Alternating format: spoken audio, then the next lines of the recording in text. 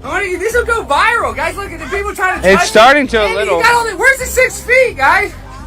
Where's the 6 feet distancing? For my videos, it is. We got Andy, we got these people on 6 feet distancing. Where's the CDC guidelines? Woo, I love it, guys. I love it. Look, I'm on camera, Mom. Sean Griffin. To accept, press 1. Sean, you're live on the Conspiracy Castle. How can I help you out this evening? Hey, how's it going, Alex? Good to talk to you. It's going good now that I got you on, Sean. You're on. Sean, you got anything in particular you got on your mind on this Labor Day evening, Monday night? Yeah, I've got a couple things I just wanted to say. Well, first off, I wanted to invite you to my channel for an interview. Oh, for sure. Yeah, when is it? You tell me when. I'll do it. I got to get the message out. I'll for sure come on. Yeah, it's Kingdom in Context. And I've actually already had a mutual friend of ours, Rose, 777. Great. Back.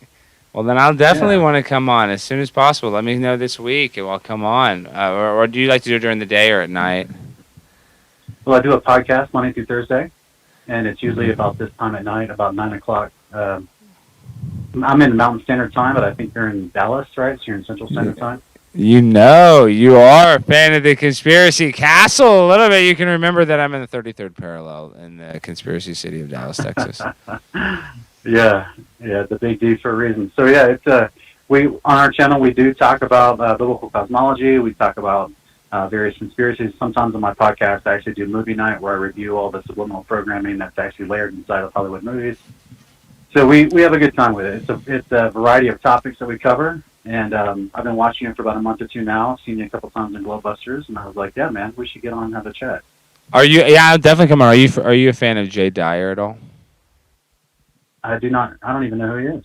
You need to look at him. He does a lot of stuff about esoteric Hollywood and about how all the satanic and occultic pre-programming and like all the old Bond movies. I mean, a lot of the old movies, but especially kind of what put him on the map is I think he wrote a book especially about like the Bond, the symbolism in the James Bond series movies.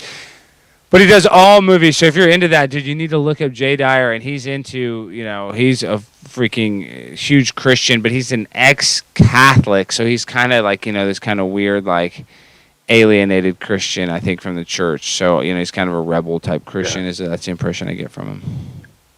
Yeah, we actually run into that a lot on my channel, because we actually dissect the Bible, try to explain it from context, hence the name Kingdom in Context. Mm-hmm. And we find that a lot. There's a lot of people that have left the church because no one just was able to explain the book to them. They just kept ripping stuff out of context and just causing confusion. So we have a good time with it. I try to treat it with common sense, reading comprehension, and then, but it does lead into these topics that you talked about, because that's one of the big themes of the Bible, is that it is these bad guys who rule the world that are trying to fool everybody and get people to not know about the Creator. Yeah, that's the biggest lie, is they just got to hide the existence of God, and that's what brought me to God, is just realizing, why are they trying to hide his existence so much? And like, if you would have told me this years ago that I would be crusading for people to know God is real, I would have said, no way, dude. I would have said you're insane. And now I'm like, right. Everybody needs to know. If they know one thing, that's why I'm not, really doctrine-based. I'm not like, you got to go with this one, but I'm just saying you have to know that there is a real person that created this, a real thing, and that this is not a cosmic accident, and you didn't evolve from pond scum, and it's just not what they tell you. It's the opposite. What my mindset is, whatever they tell you, it's the opposite. So if they said we evolved from something really fast, really over a long time, that means somebody created us over a short time. And it lines up with the Bible. So, but regardless, people need to know the Creator. That's what I'm saying. People have to know that's what they have to hide. Is the devil? The devil's job is not to convince you that he's not real. The devil's job is to convince you God isn't real, because then that covers both bases. Right. Yeah. It's so funny how you actually have Satanists and Luciferians whom they, in this like mocking sense, they avow their allegiance to a satanic character, yet at the same time they try to tell you that God isn't real. Yet the whole person, the whole character of the Satan character came because of the story of God in the Bible that's been passed down for thousands of years. What we do talk about sometimes, though, and if you're interested, we can talk about some of these things, is that ancient cosmologies that were all based off of an enclosed system, except that they have minor variances because they too, even way back then, were trying to hide the existence of the single creator. So they would start creating these little variant versions of cosmologies. So, and adding all these thousands of gods and different demigods and things like that. So interesting. Well, how maybe you can tell me, how did they use like Greek mythology to adulterate, gods and organized religion? Well, Greek mythology just stems from the island of Castor, which is in the Mediterranean Sea. It's actually mentioned in Genesis 10, and it actually came about. That's where the original stories of the Nephilim and the giants of old came from. Was from the Captorine, and they're mentioned in obviously we have the Book of Enoch that mentions the originations of rebellious angels coming down and creating their own offspring through women. They got punished for that. But then after the flood, you have a reemergence of the giant through genetic manipulation. And that's where all those stories came about. What we might, in modern days, we would attribute them to ancient Greece, but it technically came from ancient Castorine, the island of Castor. And that's so an where, island, that's where Plato and them would hang out, in Castor, an island off of Greece. Yeah, that's right. So even in modern day Greece, their common history is that the stories of the demigods and the gods came from the island of Castor. And so, but obviously it spread through all the cultures in the surrounding Mediterranean area. And then they would give different names after the Tower of Babel event, because they spoke different languages. They then all called the same gods and pantheon of gods by different names. So this is why when you do an historical and paleontological trace of the ancient gods, you would see all the way back from Osiris to Dagon, to Baal, to Ninurta, all these ancient gods, whether it's Egypt, the Canaanites, the Akkadians, the Sumerians, they're all worshiping the same bad guys who do the same bad behavior. They do child religious sacrifice, they do cannibalism, all the stuff that we're seeing the Hollywood pedophilia elite do today. That's a long-standing practice for those people, and it all came from this worship of these Nephilim-style gods from back in the day.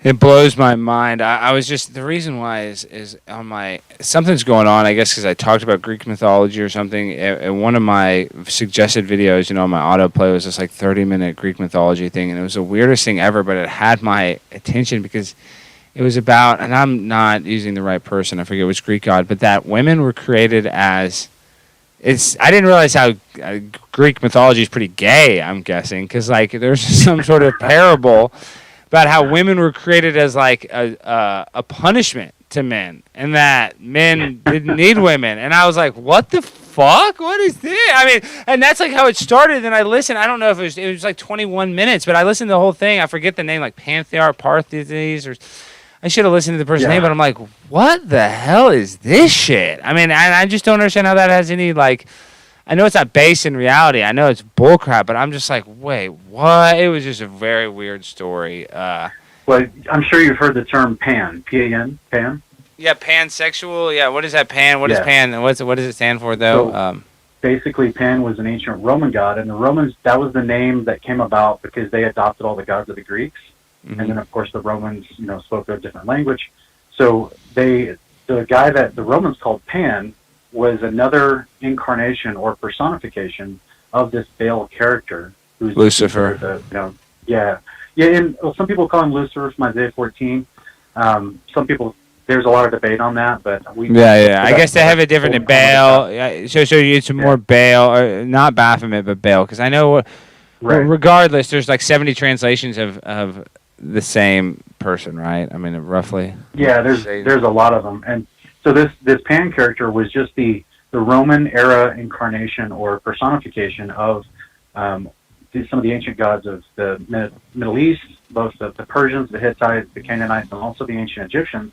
And a lot of their literature, like you're talking about, and even in ancient Greeks, had a lot of homosexual overtones and outright descriptions of homosexual activity.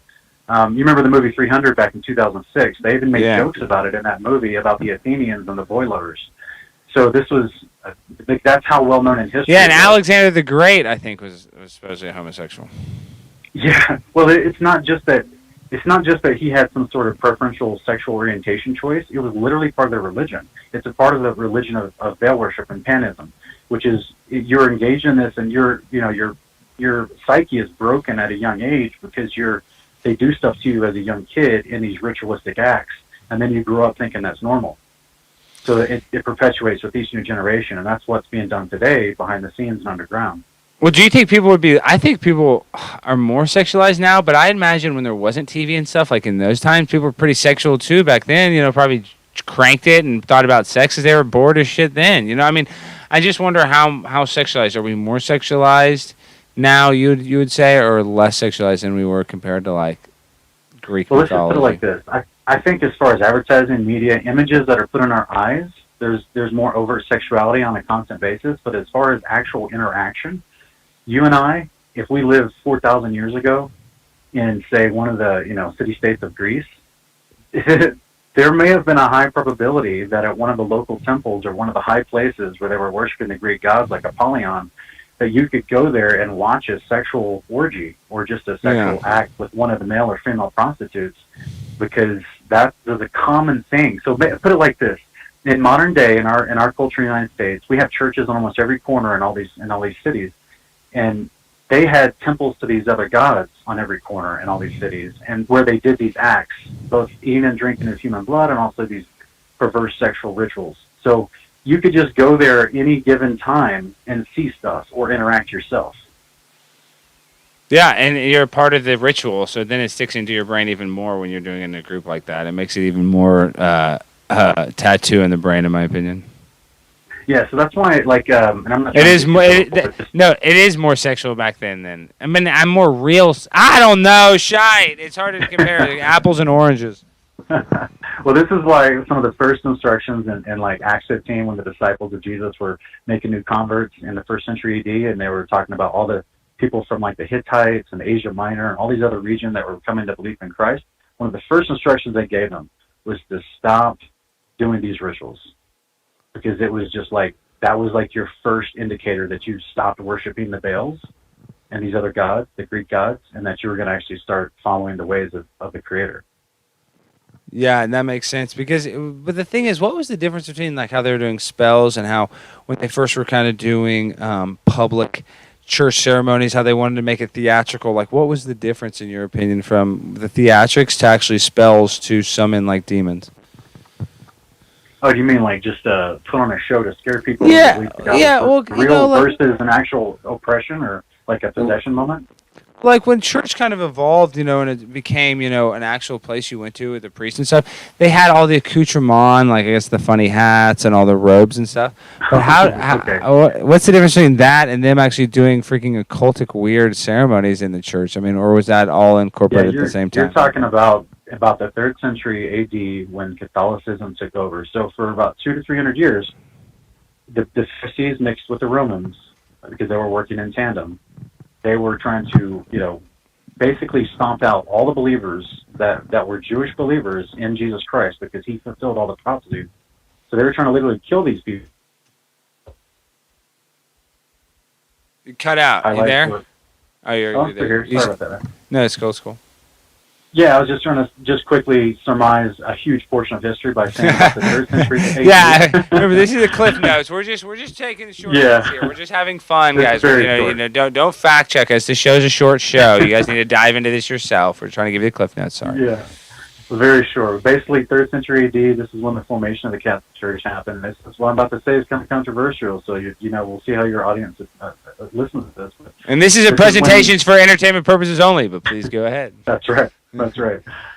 So basically, the people that formed the Catholic Church, they were taking over, they were trying to abscond and take over the religion of the believers of Jesus Christ, the followers of Jesus Christ that had been persecuted for several hundred years now, because they were realizing that they weren't stomping out the belief in the Messiah by killing them.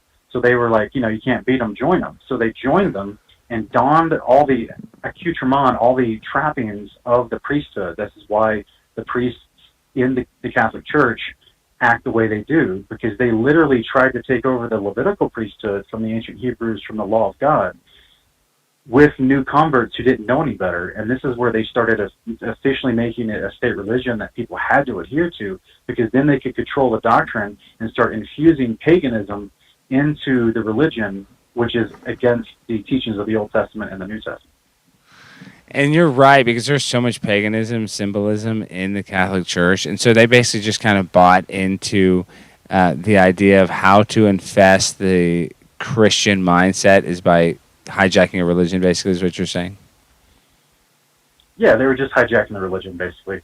But they were doing it like because they had scattered so many believers already, and the temple in Jerusalem was already destroyed. So the ancient priesthood that was operating in Jerusalem during the days of the New Testament had been, done away with, so to speak, because Jerusalem was destroyed. 500,000 people were killed. The temple was burned, and so they couldn't practice the actual belief like they used to, so then all these new believers that were coming to faith in Christ, they didn't really have a good core context for the Old Testament, so they were easily swayed into what the Roman state government religion was now telling them, which was their version of Catholicism.